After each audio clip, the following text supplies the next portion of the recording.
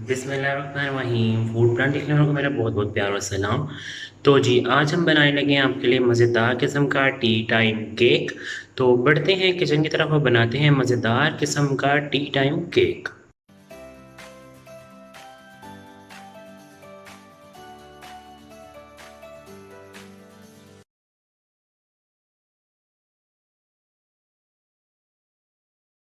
जी तो मेरे प्यारे प्यारे नाजरीन, हम बनाने लगे हैं मज़ेदार किस्म का यमी सा टी टाइम केक। अच्छा, बड़ा सिंपल सा केक है, इसमें कुछ ज़्यादा वो फ्रॉस्टिंग इस तरह की चीज़ें नहीं होती।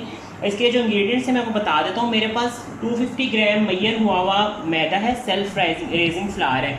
इसमें मेरे पास सेल्फ रेजिंग फ्लावर है। आप इसको सेल्फ रेजिंग फ्लावर इस तरह बना सकते हैं कि आप इसमें 10 ग्राम तकरीबन 2 टीस्पून भर के 250 ग्राम मैदा में 2 टीस्पून भर के जब बेकिंग पाउडर डालेंगे और उसे अच्छा सा छान लेंगे तो आपका homemade self raising flower ready हो जाएगा। ठीक है, उसके साथ मेरे पास ये आम जो घर में हम चीनी यूज़ करते हैं, ये वो है 250 ग्राम ही चीनी है मेरे पास। और 250 ग्राम ही मेरे पास बटर है। बटर आप किसी भी ब्रांड का ले सकते हैं, आप घर में अगर बनाते हैं वो भी यूज़ कर सकते हैं, ये फुल आप पे ही डिपेंड करता है। और 6 अंडे हैं मेरे पास। ठीक है, ये 3 सिंपल से इंग्रेडिएंट्स हैं। और ये मेरे पास मोल्ड है जिसको मैंने बटर कर लिया हुआ है। ये उसमें नीचे मैंने पेपर लगाया है, बटर पेपर, ऊपर मैंने इसे मोल्ड में एक मेरे पास ये वाला मोल्ड है और एक ये जो बाज़ार से मिलते हैं, ठीक है, और एलुमिनियम के फॉयल वाले जो होते हैं ना उस तरह के, ये वो वाला है, इसको भी मैंने बटर लगा लिया। अब हम रेसिपी को स्टार्ट करते हैं। रेसिपी को स्टार्ट करने से पहले एक छोटा सा ब्रेक लेते हैं, वापस आते हैं, फिर रेसिपी को स्टार्ट करते हैं। अच्छा जी, सबसे पहले हम क्या करेंगे, सबसे पहले हम बटर को और शुगर को अच्छा सा बीट करेंगे। 250 ग्राम ऑफ बटर, आप किसी भी अच्छे ब्रांड का बटर यूज़ कर सकते हैं। ठीक है, इसको थोड़ा सा ज़रा मैं कर लूँ, थोड़ा सा पीसीस में कर लूँ ताकि चीनी अच्छी सी इसमें मेल्ट हो जाए, वो चीनी अच्छी सी इसमें मिक्स हो जाए, वरना फिर ना वो चीनी जो है उसके चीनी का जो वो उसमें सही तरह मिक्स नहीं होती। और फिर थोड़ा सा कर लें, अब इसमें चीनी ऐड कर रहा हूँ। अब हम इसकी बीटिंग स्टार्ट करेंगे, बहुत अच्छी सी इसकी बीटिंग होगी। मेरे हाथ साफ़ हैं और जो स्पैचुला पे लगा हुआ मक्खन है इसको ज़रा मैं साइड नीचे लगा रहा हूँ ताकि हमारा जो है वो अच्छा जी। अब हम करेंगे इसकी बीटिंग स्टार्ट। बीटिंग में थोड़ा शोर आएगा, तो मेरे पास हमेशा ये आता है कि आप जब बीट कर रहे होते हैं या जो चीज़ चला रहे हो उसको बोला ना करें। तो बस अब करना ये है कि मुझे बीट इसे चीनी को और मक्खन को अच्छे से बीट करना है।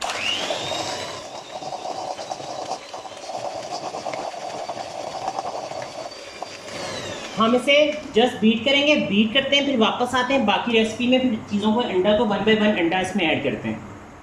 अच्छा, ये देखें हमारा बटर और जो शुगर है अच्छा सा बीट हो गया है। अब मैं इसमें 6 अंडे हैं मेरे पास, तो मैं इसमें 1 बाय 1 करके अंडे ऐड करूँगा। ठीक है, आपने इकट्ठे अंडे नहीं डालने। ये देखिए 3 अंडे इसमें चले गए तकरीबन। अब आप इन अंडों को और बटर और चीनी के मिक्सचर को अच्छा सा दोबारा बीट करेंगे। तो मैं बीटिंग स्टार्ट करने लगा हूँ, बस हम इसे अच्छा सा बीट करेंगे, फिर वापस आते हैं, फिर मिलते हैं आपसे। अच्छा जी, इसमें जो बाकी के 3 अंडे थे वो भी मैंने डाल दिया और इस स्टेज में मैं इसमें डालूंगा वनीला एसेंस। अच्छा, हम इसमें डालेंगे few drops of 10 drops of vanilla essence. ठीक है, कुछ लोगों को वनीला एसेंस की जो है टेस्ट या स्मेल अच्छी नहीं लगती, वो इसमें ओमिट भी कर सकते हैं, लेकिन इसमें कुछ लोगों को इसमें अंडे की स्मेल भी आती है तो वो फिर वनीला एसेंस डाल लेते हैं। लेकिन मैं इसमें खुशबू के लिए मुझे इसकी वनीला एसेंस की खुशबू अच्छी लगती है, तो मैं इसमें 10 ड्रॉप जस्ट डाल रहा हूँ। और बाकी के जो 3 अंडे हैं मैंने इसमें ऐड कर दिए। दोबारा मैं इसकी बीटिंग स्टार्ट करने लगा हूँ।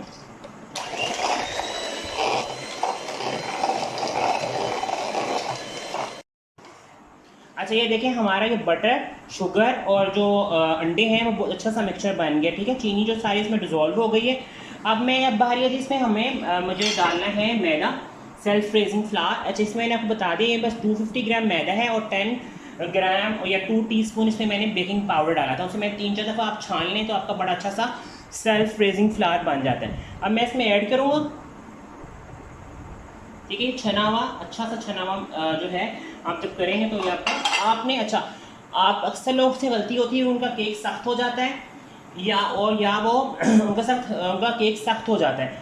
उसकी वजह क्या होती है कि आप जब अंडों का बटर का जो मिक्सचर है आप उसे बना लेते हैं, लेकिन जब उसके आप मैदा डालते हैं तो मैदे को बोया तो आप बहुत ओवरवेट आप फोल्ड कर लेते हैं मशीन से बिल्कुल मत कीजिएगा, आपका केक ख़राब हो जाएगा, हार्ड हो जाएगा, तो बेकरी जैसा केक नहीं बनेगा। तो आपने इसको या तो हाथ से कर लें, अच्छा सा हाथ साफ करें, उसको आराम से फोल्ड कर लें, या फिर स्पैचुला से जिस तरह मैं आपके सामने कर रहा हूँ आप इस तरह कर सकते हैं। तो जी मैं इसको बस फोल्ड कर रहा हूँ, ये देखें बिल्कुल नरम हाथों से करना है, ठीक है। केक को बिल्कुल आपने ट्रीट करना है जैसे अपने छोटे बच्चे को ट्रीट करते हैं ना, वैसे आपने ट्रीट करना है। फिर आपका केक बड़ा अच्छा और यमी सा और बेकरी स्टाइल का जो आप बाज़ार से महंगा केक लेके आते हैं ना, उस तरह का टी टाइम केक बन जाएगा, ठीक है। बस मैं इसे फोल्ड कर रहा हूँ, फिर वापस आते हैं, फिर आपको बताते हैं कि हमने इसको किस टेम्परेचर में कैसे बेक करना है। जी तो ये देखें हमारा ये मिक्स बैटर जो है केक का बड़ा ज़बरदस्त सा रेडी हो गया है। अब है बारी इसको मोल्ड में डालने की। अच्छा मैं ओवन की आपको टेम्परेचर बता दूं, मैं ओवन में बेक कर रहा हूँ, आप इसे चूल्हे पे भी बेक कर सकते हैं। चूल्हे पे बेक करने का तरीका क्या है, 10 मिनट पहले आप हाई फ्लेम पे अपने देच को गर्म कर लें, और जब आप इसे रखें तो उसका फ्लेम थोड़ा सा मीडियम कर दें, और उसको 30 मिनट के लिए, 30 से 40 मिनट के लिए ढाँप के रख दें, और 35 मिनट तक आप केक को खोल के देख सकते हैं। ये तो हो गया देचिए का प्रोसीजर। अब मैं ओवन में कर रहा हूँ 180 डिग्री पे मैंने अपना ओवन प्री हीट कर लिया हुआ है, और इसको मैं 30 मिनट्स के लिए बेक करूँगा। तो मेरे पास 2 मोल्ड है, मैं दोनों मोल्ड में डाल रहा हूँ, आप किसी भी मोल्ड में इसको बना सकते हैं।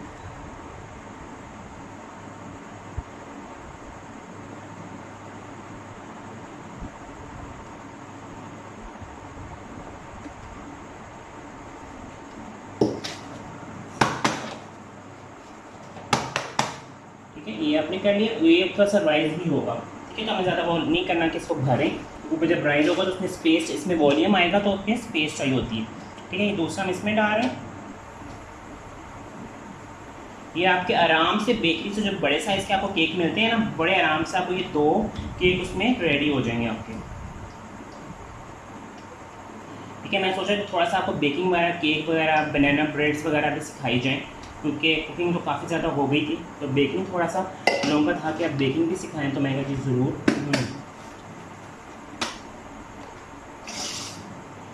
अब करते हैं थोड़ा सा काउंटर क्लियर। अच्छा अब मैं इसमें थोड़ा सा क्या करने लगा हूँ, कुछ खास नहीं, लेकिन मुझे लग रहा था कि हम दोनों सिंपल केक बना रहे हैं, तो एक केक के ऊपर थोड़े से मैं आलमंड डाल दूँगा, अंदर नहीं डाले मैंने। अच्छा इसी केक को आप फ्रूट केक भी बना सकते हैं, लेकिन एक्चुअली मैं आपको भी बता देता हूँ वो, लेकिन बना के भी दिखाऊँगा। आप फ्रूट लेके इसके भी डाल देंगे तो आपका फ्रूट लेके थोड़ा सा उसे जो आप उसमें थोड़ा सा मैदा निकाल लेंगे, और उसको आप कोट करेंगे फ्रूट्स को, जो अशरफियाँ वगैरह मिलती है ना बाज़ार से। अच्छा ये बादाम मैं इसमें डाल रहा हूँ ऊपर, वो आप कोट करके इसी मिक्सचर में जब ऐड कर देंगे तो आपका ये फ्रूट केक बनेगा। दोनों में डाले लगा हूँ ओवन में, फिर वापस से मिलते हैं, फिर ओवन का जब हम ओवन से निकालेंगे। बादाम थोड़े से रह गए तो ये भी डाल दूँ। फिर दोनों केकों को ओवन में डालते हैं, दोनों मिक्सचर्स को, फिर देखते हैं आप इसके रिजल्ट आपको दिखाते हैं। जी तो ये देखिए मेरे प्यारे प्यारे नाज़रीन, मैंने ओवन अभी लाइट जला लूँ, मैंने अभी बंद किया था, ताज़ा ताज़ा फ्रेश, इतनी खूबसूरत मज़ेदार ही खुशबू आ रही है। मुझे थोड़े से केक निकालने।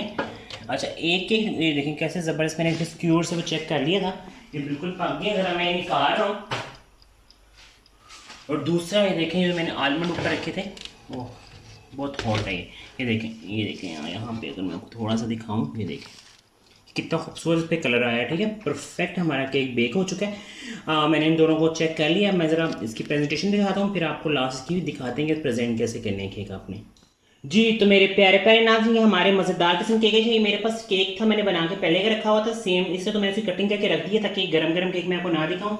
अच्छा इस पर थोड़ा सा मुझे एक फॉर्मूला करना है कि जैसे आप ये केक निकलते हैं ना, आप ये शुगर सिरप या सिंपल वाटर से इसके ऊपर ब्रश कर देते हैं ताकि आपके जो केक है अच्छे से सॉफ्ट और मॉइस्ट रहें। तो बस इस रेसिपी को अपने घर में ज़रूर ट्राई कीजिएगा। मज़ेदार किस्म का टी केक रेडी हो गया है मेरे किचन में आप सबके लिए।